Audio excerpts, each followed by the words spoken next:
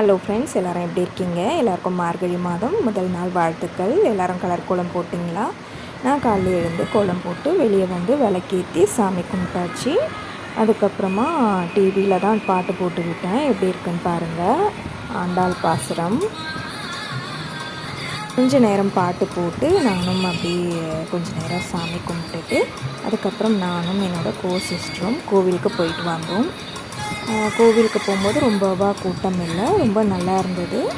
மனசுக்கு நிறைவாக இருந்தது. காலையிலேயே எழுந்து நம்ம வந்து விளக்கெலாம் ஏற்றி சாமி கும்பிட்டுட்டு கோவிலுக்கு போயிட்டு வருது. இது ஆஞ்சநேயர் சன்னதி. அதுக்கப்புறம் மூலவர் சன்னதி வந்து எடுக்க முடியல. அதுக்கப்புறம் ஆண்டாள் அவங்க அதுக்கப்புறம் பஜனை வச்சுருந்தாங்க.